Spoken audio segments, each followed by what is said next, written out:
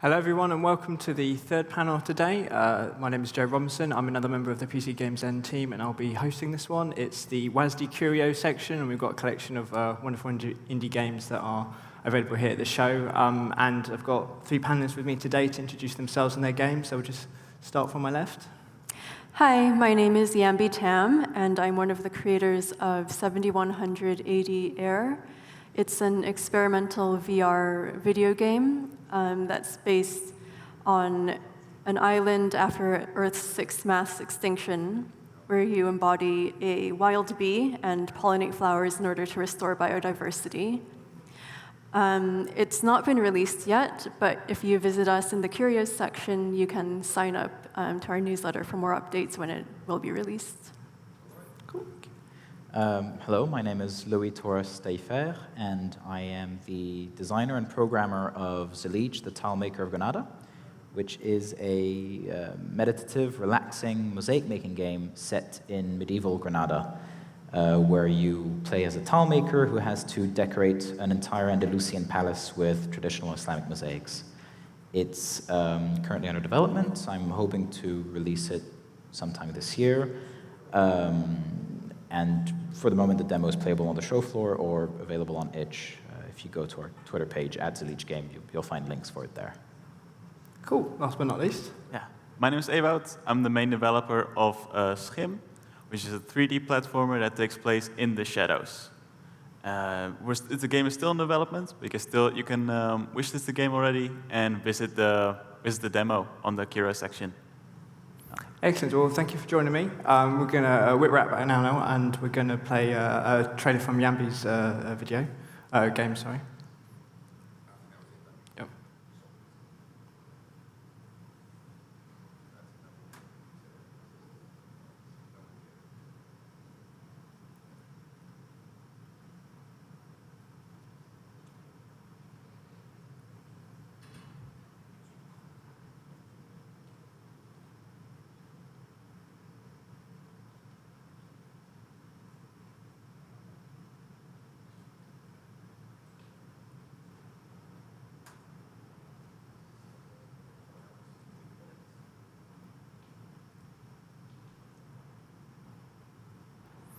All right, it's looking really cool. I'm reading the description for 71,000 AD Air. You mentioned something called the Anthropocene, and for the audience who doesn't know what that is, that's a kind of unofficial definition for the current time frame we're in terms of geological units of time. It's a very unique take on the vision of apocalyptic Earth. Can you just talk a bit about why you wanted to choose kind of that vision for Earth? And want players to explore that? Right. Well, I think all of my work in general, and I'm an artist, so all of my artworks in general are about expanding human consciousness. So this game, basically, it's about creating a greater awareness of the effects that human activity has on nature and broadening that out into the scale of deep time. And we take a sort of different approach to a post-apocalyptic scenario than I think other media has portrayed it in the past. So it's not like a wasteland, like a Mad Max sort of desert landscape where nature has been destroyed. But it's also not like this Edenic, nature is healing kind of very idyllic scenario either. It more just observes how nature would adapt or evolve in response to the sort of mass scale of activity that we're doing now. What do you think are the key kind of legacies are going to be of humanity in terms of what the player will be reacting to? Like you said, it's about the irrevocable changes made to the planet by humanity. What are those changes that you see life evolving around of? Yeah, so this was actually a huge part of our concept phase, was just doing a lot of research into what that speculative future would look like and basing that on scientific research that we have now. So for example, on the island of 7100 AD, there are these hermit crabs that have adapted to the acidified oceans by using human skulls as their shells, which is a bit dark. But the sort of line of thinking of that was that as the oceans become more acidified, it becomes harder for animals like crabs or mollusks to form their shells out of, I think it's calcium carbonate. It makes it harder for those materials to stick together. Also part of the research was just in material science, like understanding what materials would survive thousands of years into the future. So those are mostly synthetic things like plastics, also things like metal, metal, rubber, man-made materials that take thousands and thousands of years to degrade. No, it's probably one of the most unique takes I've seen so far, so I'm really interested to see how the game kind of plays out on the demo floor. Louis, if we come to you, we're going to play a video for Zellige.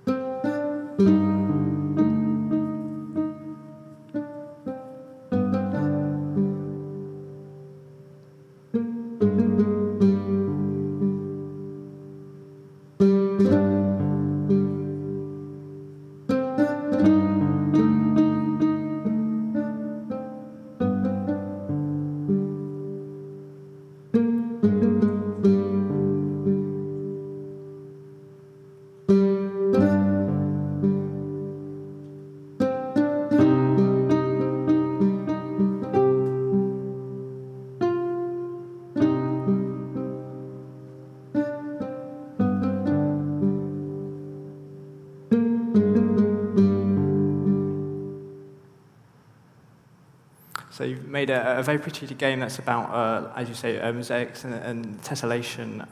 I believe it started as a prototype on Itch.io. Can you talk a bit about that phase and how it influenced the kind of the final form of Zellige as it is now? Yes. So the initial version of Zellige was, as you said, a much smaller game, really a prototype.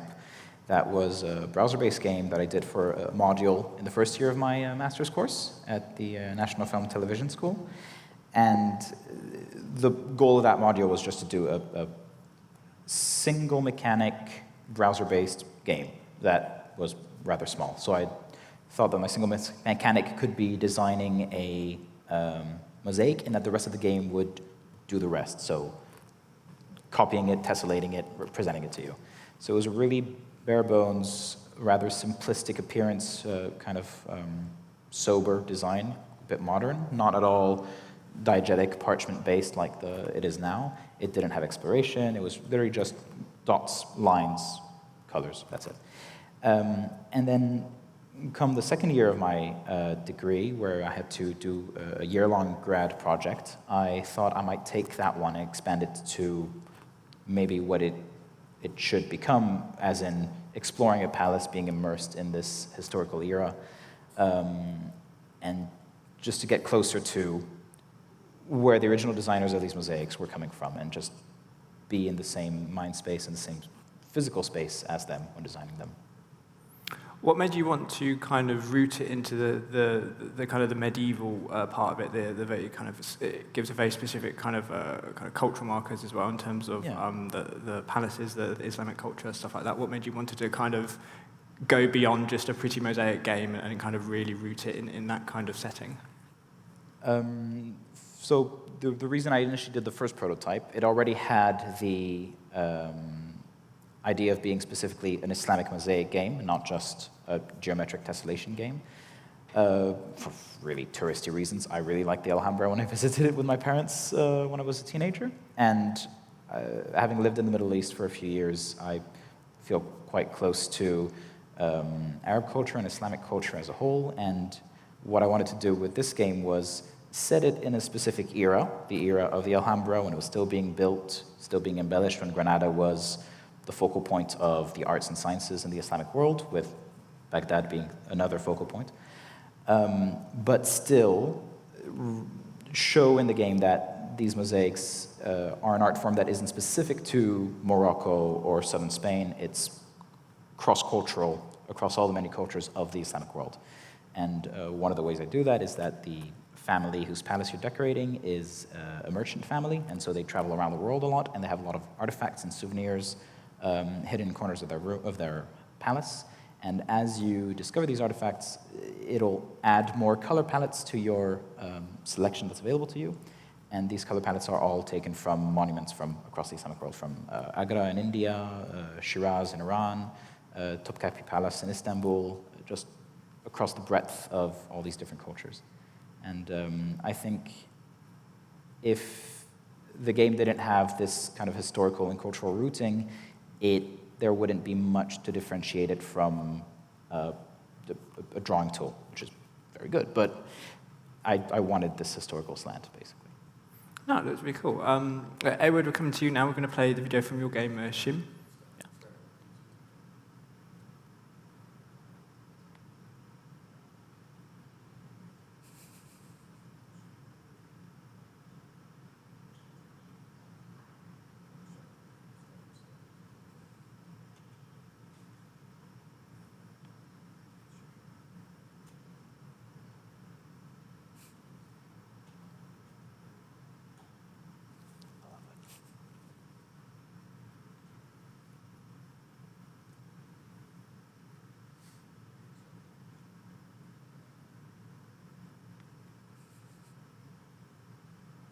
I see what you mean about playing with the shadows. You also mentioned that it was inspired by all of the kind of childhood games that kids would play out in the streets and things. What can you say about the challenges in kind of codifying all these? Because obviously a lot of these childhood games, the kind of kid games, they were very whimsical, often made up on the spot. Did you face any kind of conceptual challenges or design challenges in having to kind of codify these into a game with rules and structure? Well, I just started with the basic premise of only moving in shadows and just jumping from shadow to shadow and going on from there, really. And then just introducing more elements, so lifting with shadows and interacting with shadows, what does that mean, and that kind of stuff, really. Was there any do you have to come up with any specific kind of tools or tricks in terms of designing the game? Because obviously you only play in the shadows. Was there anything particularly tricky about kind of limiting the player to those kind of spaces? Not necessarily. Just making better tools to develop levels. Of course, that comes with every game. But the trickiest part is probably just making the mechanic work. Just the main mechanic of moving in shadows and only colliding with the edges of a shadow, swinging from shadow to shadow, that kind of stuff. Really. Cool, thank you. Well, we've got 3 very different games, 3 very different developers and development teams here. We're going to open things up now to some more kind of group questions.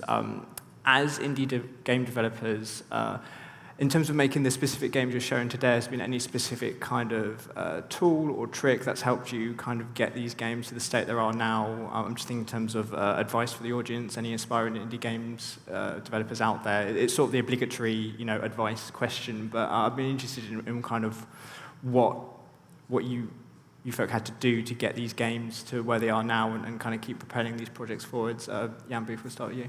Sure. Well, we have a really small team of 3 people, basically. It's me, and I do the creative direction and art, and then a developer who's also here in the Curios section with us today, and then a sound designer. And none of us are working full-time on this game, so that was a bit of a challenge, but I think what helped it move forward consistently was setting aside a specific day that we would all get together and work on it. And we could do that remotely as well because of COVID. So like Thursday was our working day. And we always knew in advance that we would set aside that day to work on this. I would say also having a dedicated space helps. We were fortunate enough that we could work at times from my art studio or the developer's office. His company very kindly allowed us to work in this space over COVID because no one else was there. So we were fortunate enough to be able to use that office for the development.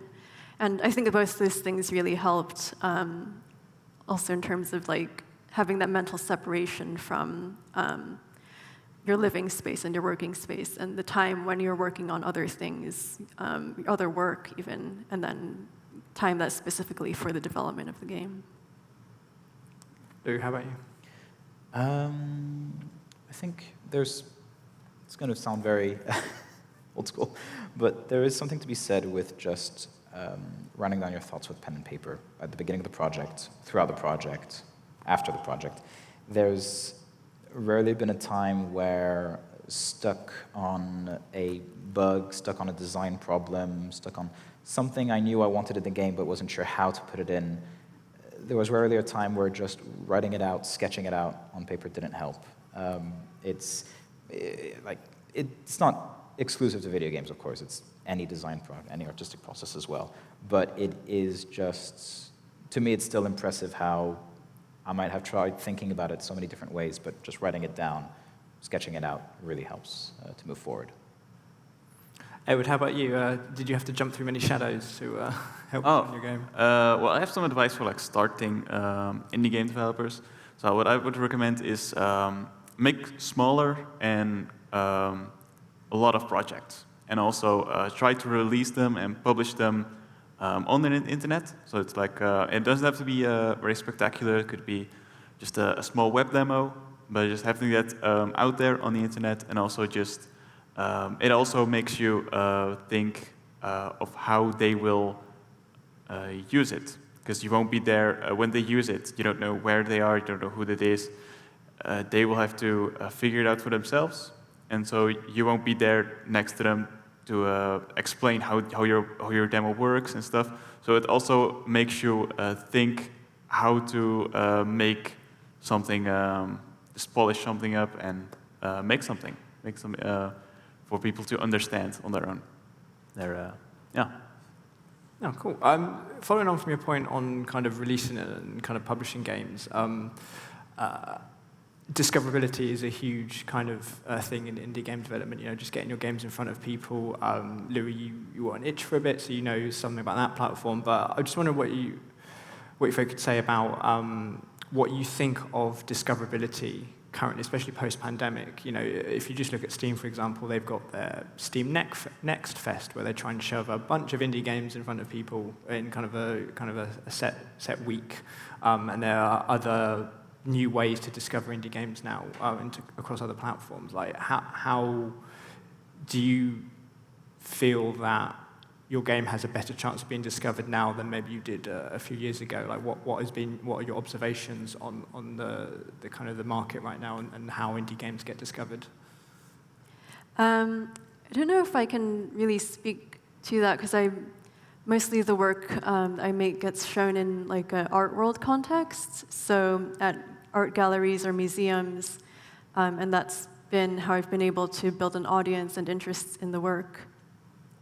Yeah, Well, I mean, I don't know how relevant that is. That's a first for me. I've never heard a developer take that route before, so that's been really interesting. Like, would you recommend sort of unique paths like that for other indie developers? Like, does it have to be Steam or bust, or itch or bust, or Epic Games Store or bust, or how do you find that you're being sustained through the audience you're building kind of outside the game world?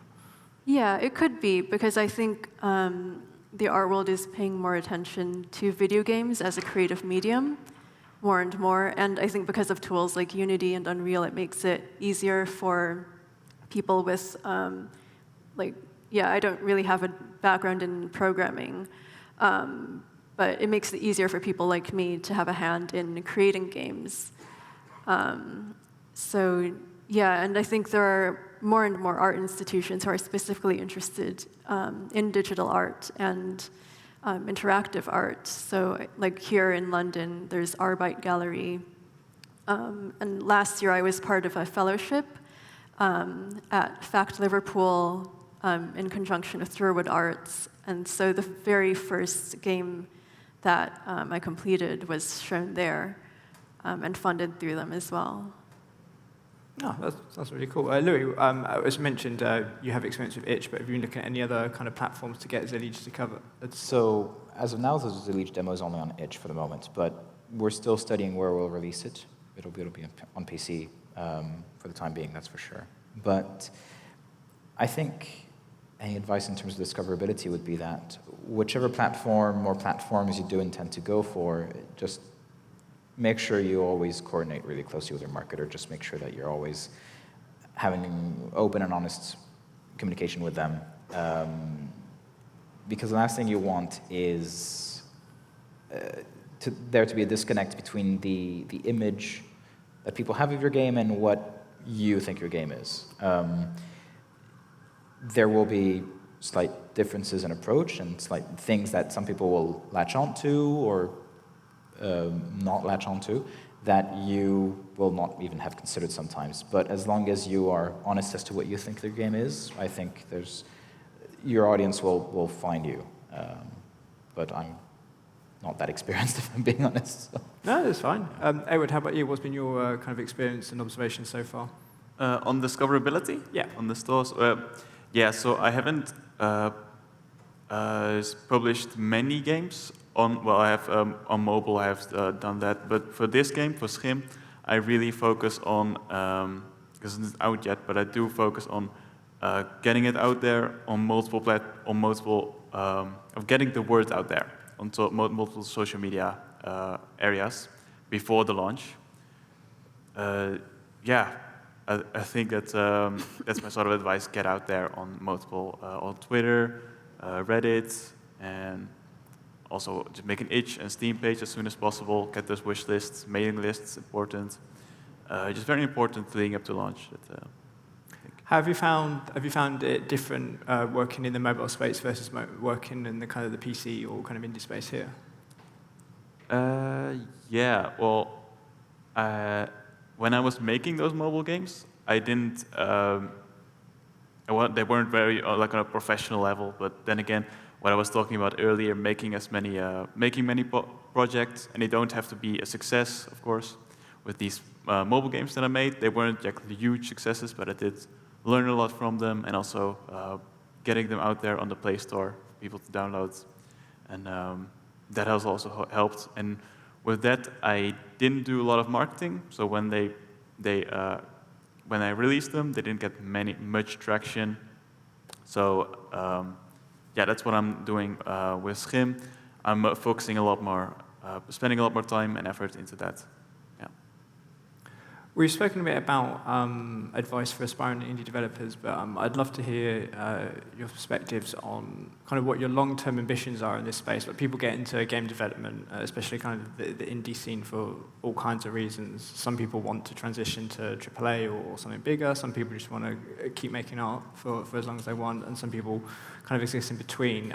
Louis, we'll start with you in this one. Like, are you able to speak in terms of what your own kind of ambitions are in game development and how Zellige fits into that kind of picture or that kind of pathway? So I think Zellige for me it started as a course game, but it's really morphed into a bit of a passion project, just because I really like the idea of creating games that are just really for being in your own space. That wholesome games is the term, really. I really like wholesome games. And I like the idea of adding wholesome games to the list. Not that there's anything with unwholesome games. I do like military shooters and all that. But I think I would be happy knowing that my contribution to my little bit of the indie world was adding wholesome games like Zellige. And I'm going to keep working on it. Until it's released, basically. Ewoud, how about you? And again, we've just mentioned you worked in mobile, now you're working here. Kind of where are you taking this, and where does SCHiM fit into that? Well, I want to make SCHiM is really the first game that I'm really. That's the first one of the games that I really wanted, the type of games that I want to make. With these mobile games, I didn't really know what I was doing, but now I've really found my sort of the type of games that I want to make. Or sort of. With art, I'm also very interested in modeling and also just programming, which are both areas which I couldn't really do that at school. Both I had to pick one subject or the other, and with this I can do both. That's what I'm really interested in. So, After SCHiM, I'm not sure. I have some other ideas for games that I really want to make, but I also could. I'm also interested in working as maybe as a technical artist at somewhere. And Yambe, I also you mentioned that you're kind of in this in a kind of very different kind of context. Kind of what are your long-term ambitions in terms of 7100, but also in terms of where you want to take the kind of game dev part of what you're doing at the moment. Yeah, well, I definitely intend to continue making video games. I think my creative practice has morphed a lot in the last 5 years. I actually started as a painter, then got into sculpture, started making immersive installations, and then that moved into video games. So it's sort of been this process of bringing more and more interactivity and immersiveness into my work. And I think video games are a great medium for that, clearly. So I think in terms of 7100 AD, the overall vision for that has always been that the one that we're showing here, Air, is like the first chapter in a trilogy of multi-species embodiment. So in this one, you embody a wild bee. There will be 2 more chapters where you embody other species in sort of different parts of the Earth, so you can have a more well-rounded understanding of the effects of the Anthropocene, as you mentioned. So one will be set in the sea, then one will be set underground. So yeah, I think, I mean, right now the game is still in very early stages, so being able to show it here and continue showing the prototype at other places like galleries or other opportunities, it helps us assess like what the interest level for this is and who our audience is, and hopefully create more opportunities for us to work on this more and maybe even go full time. So, yeah. Have you, because obviously there are numerous challenges in game development, have you found, I guess you only have your own kind of observations and experience to go on, but have you found any kind of unique challenges coming from an art background, building a following mainly in the art world? Like, has that created any kind of opportunities or problems that you don't think you would have had you come from, say, a more traditional game development background, or kind of come together in a more kind of traditional context? Yes. Yes is the short answer. I mean, I don't have a great understanding of exactly what the whole process of like releasing a game is exactly. Mm-hmm. I have a very loose idea of like publication and distribution models, but I think also because mine is a more experimental art game that might not be the right avenue for us. So I think, yeah, being at W.A.S.D, for example, helps us understand like if there actually is that interest from a gaming audience for this type of work. Cool. Louis, I believe I heard you earlier say you come from a part journalist background. Yes. Yeah. Has doing stuff like that, has that given you kind of any new insights or kind of understanding in terms of coming into the game development after that? I think in some ways yes, in some ways no. I haven't really thought about it. Sorry. No, I guess work ethic goes into it a lot. Journalism is not an easy job, and it requires skills of you and attention from you that I think has stayed with me into game development, just in terms of chasing, like, you know, chasing a design goal, chasing a feature, the same way you would chase a story. I think that would be the closest link I could make. I have really liked my journalism background, but I think I don't regret moving into games development, basically. I mean, I know many former colleagues who have also kind of made the transition, maybe not into whole indie game development, but they have taken jobs either consulting or writing. I know many who've gone into kind of writing for games, so it's just interesting to see other people do that journey. Ewoud, coming to you and SCHiM, I'd be interested to know what are you most proudest of in terms of SCHiM, because there's a lot of very interesting creativity goes in. Like I love the kind of whimsical nature and the kind of the fluidity of the movement that the trailer showed. So can you speak to kind of what you're most proud of in that game? Yeah, no, I think I'm most proud of that I'm able to make my own art style for this game and to invent my own kind of thing and also keep reinventing myself. Because for the art style, I really, firstly, I only wanted to use 4 colors for the entire game because I have a form of color blindness, so I didn't really, wasn't really interested in. Or I find it very difficult to pick which colors suit best, and if they clash with each other, and also didn't really like blending colors and stuff. So I just picked 4 colors, and that was like it for the first few months of development. But then I also got some feedback from someone who they find it very kind of straining for their eyes to only look at those 4 colors because they were kind of bright. So I've taken that feedback and I made it so each level has its own 4 color palettes, and I think that's what I'm most proud of, the sort of visually style game. Well, I will pause a second to take questions from the audience in a minute, but I guess just to round off the kind of the group section here, I don't know how much you folk have had to try other people's games or have a wander around, but is anything from the show here that you've really taken interested in or has given you inspiration for your own work, whether it's the games we've seen here or kind of future projects you've got going on? Yambe, have you had a look around? I actually really liked SCHiM.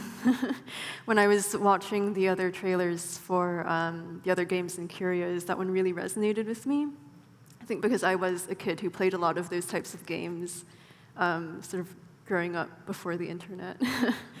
I'm probably like revealing too much about my age, but yeah, just like spending time walking around outside and like avoiding cracks in the sidewalk, that kind of thing. It just really took me back to that time. And that sort of, unexpected, playful nature, I think that's something that's really inspired me. Oh. Louis, how about you? So I haven't been able to walk around that much, but I really, really like Ruth's Journey. That's right next to Zellige, which I have been able to try. And it's quite a nice story of, set in the 60s of a Canadian woman who's on the hunt of an elusive bird that has reappeared after 10 years of presumed extinction. I really like it. I'd recommend seeing it. Ewoud, how about you? Yeah, I'm trying to think, because I haven't really got the chance to look around yet. It's a bit kind of busy, but I do really like you guys' games. Because now that I'm seeing them, I have to play them in a bit. Yeah, that's it. Cool. Is there any questions from the audience? Yes, over there. There's a microphone there you can use.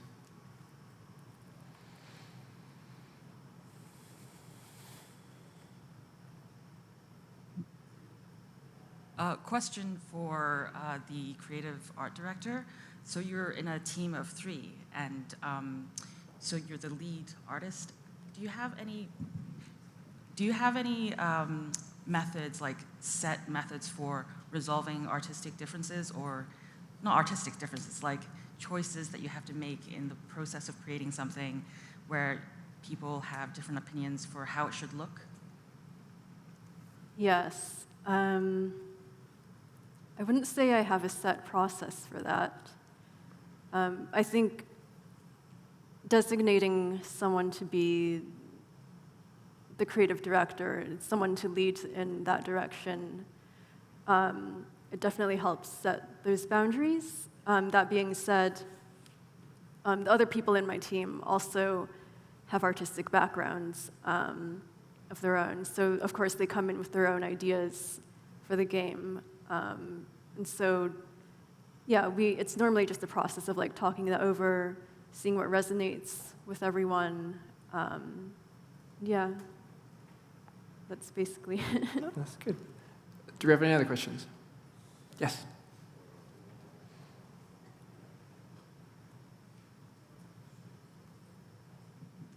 Hi. So something I really love about indie games in general is like their their habit of kind of like bringing in elements outside of games to draw for inspiration, and I really see that like in all three of yours. I was wondering if you could just talk about sort of like the biggest inspirations that made you think about exploring it through games rather than like through a different medium. So I know you were saying you're from an art background. Was your inspiration like discovered in that art space, or was it in talking to other people where they came up with ideas that made you want to join in? And Louis, with yours about tiles and stuff, that's like a really obviously you were saying about how you had a love of like Alhambra from when you went to visit, like this kind of you're exploring the world and then like coming across an idea to turn it into a game experience. So I was just wondering if you could expand on like your experiences with that. Yambe, do you want to go first? Sure. So I would say most of my inspiration comes from reading science publications and watching nature documentaries, actually. I know it's not the case for most artists where artwork ends up referencing artists of the past. I tend not to do that, which is maybe why my work also fits into this context of gaming. And for me, there was really no other way to, for example, create the sense of embodiment of another species other than like through a video game and specifically through VR. I don't know how I would go about that in, say, like a sculptural installation or a painting, for example. Yeah. Louis, how about you? For my part, I think it wasn't a case of visiting the Alhambra and seeing them and thinking this has to be a game. It was kind of a longer process. But my visit to the Alhambra definitely did add another layer to what had already been percolating since I'd lived in Lebanon and Sudan, where I just really grew up for a part of my childhood surrounded by Islamic, and in my case, Arab culture. It just, you know, I like it. I've grown up around it. It feels familiar. It's comforting, and it's not really present in games, in a lot of games, except maybe as a backdrop for one of the aforementioned military shooters, which is a shame because it's gorgeous. Like any culture, it's got its own idiosyncrasies, its own particularities, its own things that make it beautiful and unique. And I think that the visit to the Alhambra kind of crystallized it, that even after multiple, disastrous wars of conquest and reconquest and all that, that this prime example of a culture at its height would stay sitting proudly on its hilltop and slightly modified, but really largely remaining the same, I think was really interesting to me. And so all these things were kind of percolating in my mind when it came to thinking about, again, this idea of a single mechanic game. I was thinking multiple different things. I had one about being an organ grinder, just turning all the time, which I realized would be very repetitive. And then I just kind of stumbled upon one of the, I think it was a coloring book based on Islamic geometry that I bought at the gift shop of the Alhambra, and I was like, I like this. And just, thinking this is nice because it's got a nice mathematical basis where it's got a lot of work that's gone into studying why these mosaics are pleasing to the eye, why tessellation works the way it does, what are the geometric relationships between all these shapes and the angles that compose them. But it also had this really historical, artisanal slant, and I really like the idea of, craftsmanship, artisanat in French, just making things with your hand that are at this cross-section of something useful and something purely aesthetic. And for me, that it had all these different things, the historical, the cultural, the craftsmanship, the mathematic, and it just kind of made it a perfect storm for what I wanted to do. And Ewoud, if you want to finish off and talk about what your inspirations were. All my inspirations are also outside of video games, like exploring those childhood sort of plays. only steps across certain cracks in the pavement, or the lines at a crossing. I think that's something a lot of people can relate to in their childhood. And also take a lot of inspiration from my environment, where I'm from, my hometown. So there are a lot of buildings and environments are very sort of a Dutch-inspired, and also the objects, like the props, are also modeled after Dutch props from the city. That's, yeah. Cool. I think we have time for one more question. Does anyone else have a question? No? Well, I will just thank you very much, folk, for joining me. It's been a pleasure. Your games all look really, really interesting. As we mentioned, they are all available to play as demos and prototypes in the Curio section here at W.A.S.D. Please do go check them out and check out the other games as well. But for now, we'll sign off from this panel. There will be another panel at 2 o'clock. Thank you very much, and we could just have a round of applause for our panelists, please.